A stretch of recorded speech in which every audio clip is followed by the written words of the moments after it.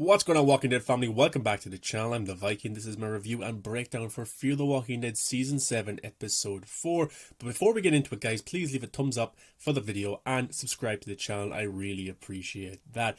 So another solid episode for Fear the Walking Dead. This season so far has been probably in the same vein of last season. Last season for me was magnificent. It was a great season, maybe the best The Walking Dead has ever produced. Definitely up there. It was that good. And going into season 7 of Fear the Walking Dead, many fans were excited. I was excited as well. And I don't think the season so far has been a letdown. Of course, we're in this nuclear fallout zombie apocalypse right now, and the cinematography is fantastic. The directing since last season has been great. The acting, the story, just everything has been top notch. But this episode followed Sarah. Now, Sarah's a type of a character that I just look at, oh, she's in the show, I don't really care if she lives or dies. But this episode did a great job of adding some depth to the character, big time, and I thought she was fantastic, and now I don't want her to die. So at the end of last season, she escaped the nuclear fallout. They got on a Serum helicopter and they got away. Luciana and David was there as well. But she wakes up in this bed and she's been knocked out for a few days and she doesn't know exactly where she is. And she comes across a walker and then the group is talking about who left the gate open or door open.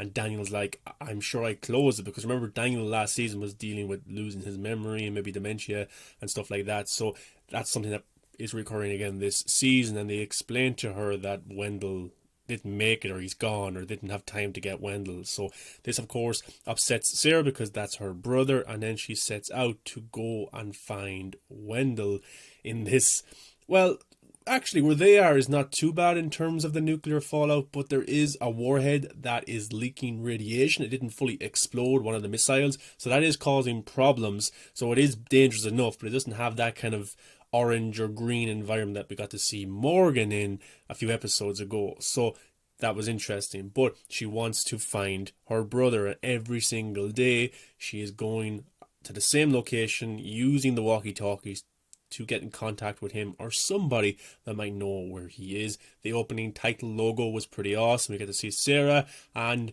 Rufus, who, we'll get to it, but come on, Fear the Walking Dead, why are you doing this to me? I was ready to cry, and I bet you a lot of you people did cry as well. But this is a great shot right here, looking over Texas. She goes to this location, she gets in the walkie-talkie, and she looks for Wendell every single day. And actually, who's there? Only Morgan, who she calls Momo, which is pretty funny, but she gets in contact with Morgan, who says he will come and find her, but then the connection kind of breaks up. She sees a car in the distance. She goes to see who it is, and it's Josiah, the brother of the bounty hunter from season 6, episode 1, who Morgan killed. And, you know, it looks like that he was going to kill Sarah in this episode, but the two of them form an alliance because they make a deal. Josiah says he will help Sarah find her brother. Then in return, she gives up Morgan because Morgan killed his brother. So he goes through some walkers, goes into their stomach, which is disgusting. He's able to tell whether they ate somebody recently or something's weird. But also something very interesting about Josiah is that every time he kills a walker, he has respect for the dead and he buries them, which is very, very time consuming in a zombie apocalypse. But this showed to me that he's not such a bad person. Yes, he's trying to kill Morgan, but he's killing Morgan because Morgan killed his brother. And he is very different from his brother. His brother was pretty badass in season 6 as the bounty hunter, but Josiah isn't quite his brother. But they come across this guy who is collecting the dead, and he brings them back to a barn and just collects them there and keeps them away from people. And Sarah and Josiah follow this guy in case maybe Wendell was there. Maybe he took Wendell, maybe he killed Wendell, and they find his wheelchair. And this makes Sarah very upset, and she tries to confront the guy or kill him, and then he tries to escape, and then he opens the barn door so walkers can get out. So then Sarah and Josiah are fighting all these walkers while this random guy who collects the dead for some weird reason runs away. So that was a pretty cool sequence. Sarah gets back to the car and she's about to storm off, and Josiah gets into the car just in time, but then she's so upset that she's lost her brother Wendell. She thinks he's dead. She just drives into well, it looked like she was going to drive into bushes, but actually there's a kind of a drop there, and the car just smashes into a number of rocks, and the two of them are knocked out. Time passes, then we're at night time, and yeah, they're in big trouble. They can't get out of the car, the rocks are blocking doors, there's walkers coming, and then they spot one of the warheads which is leaking the radiation, and they're right beside it, and that's very dangerous because that could go off and they will both die, of course.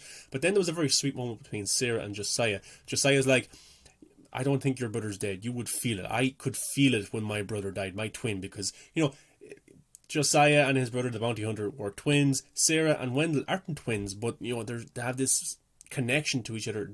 She would know. That's a very sweet moment between the two.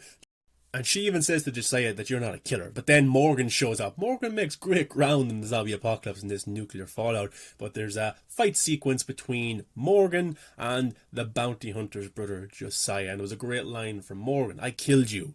I took your head off, or something like that. Pretty badass, pretty cool.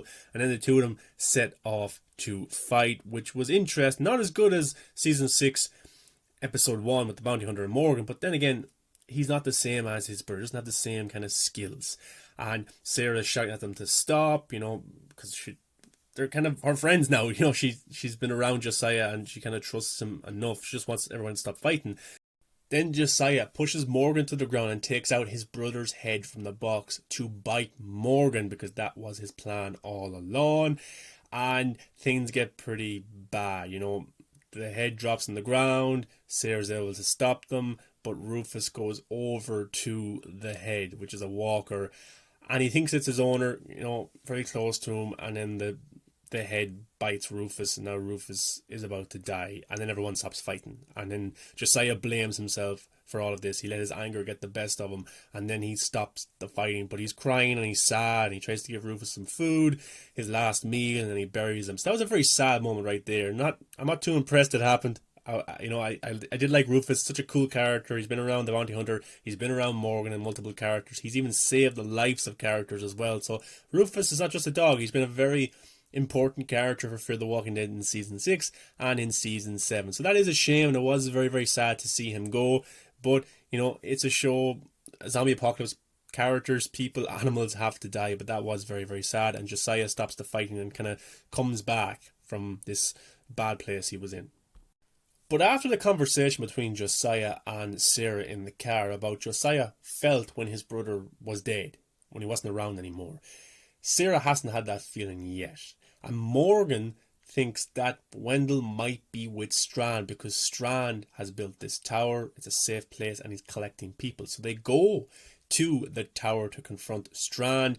And I wasn't expecting a Morgan Strand scene so early in this season, but they go and they meet Strand, and Howard's there as well, and they're pointing guns at them, and Sarah just wants her brother Wendell, and Morgan, and Strand just having a face off there in terms of Morgan can't really try anything. He's not trying to try anything, but I don't know. Strand's supposed to be the villain of this season, but he doesn't want to kill Morgan. He just wants to show Morgan he could build something that Morgan wanted, and Morgan failed, which was very, very interesting. But we find out that Strand, in fact, does have Wendell, but he will not accept Josiah into the community, or he will not accept Morgan into the community. He will only accept Sarah, because she has been very loyal to him in the past. So Sarah has a chance to join this tower community that Strand has built and to be with her brother, but she denies it. She doesn't trust Strand fully, and she wants to stay with Morgan.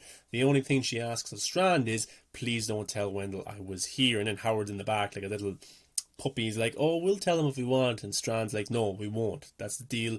I won't say anything. Because then Strand, Strand's a good leader. He hates Morgan, and he wants to show Morgan how bad he really failed at trying to build that community in the last few seasons or last few years of this world that they find themselves in. But now it's different because of the nuclear fallout, and the people are spread around and they can't move as much maybe. But then you have a nice scene between Josiah and with Sarah. He's helping her breathe. She's having a panic attack because she wants to be with her brother, but she doesn't trust Strand. She doesn't want to leave Morgan. She's kind of caught in two places.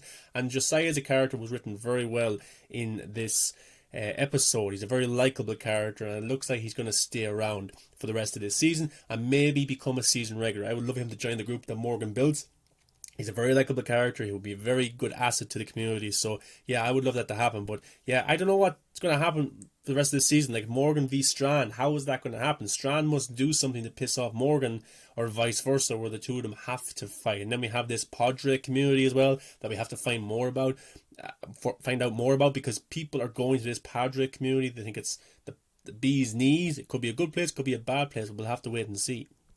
Then the kind of cliffhanger for this episode was this group of stalkers, that's what they're called. We don't know who they are, what's their intentions, but they actually take this warhead that didn't fully launch. It's been leaking radiation, so what will they use this for? Can they use it for like a bomb if they use it against a community, or Strand's community, or Morgan? That's very interesting, and a big cliffhanger for this group that call themselves, or people call them, the Stalkers. So I'm very interested to see what their attention is. Big time, solid episode, pretty good episode. I really enjoyed it, awesome stuff. This season has been fantastic, very much like how last season was fantastic. The writing team has improved immensely. The character development, everything, the cinematography. I just can't praise this show enough. It's even better than The Walking Dead is right now. And The Walking Dead is pretty good. I love The Walking Dead, of course I do. But I think Fear Season 6 and Season 7 have been better than Season 10 and 11 of The Walking Dead.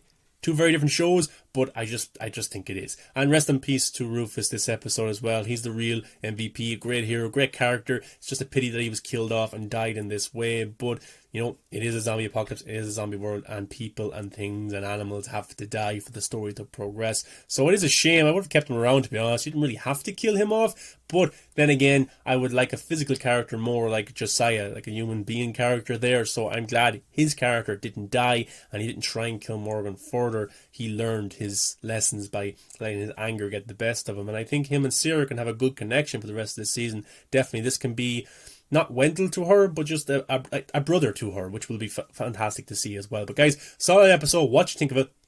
Get in the comment section. Very interested to hear your thoughts. Give a thumbs up. Subscribe to the channel. Really appreciate that. And yeah, follow the channel for all the latest Walking Dead news, rumors, reviews, all that good stuff. And I'll check you out in the next video, guys. Really appreciate it. Have fun.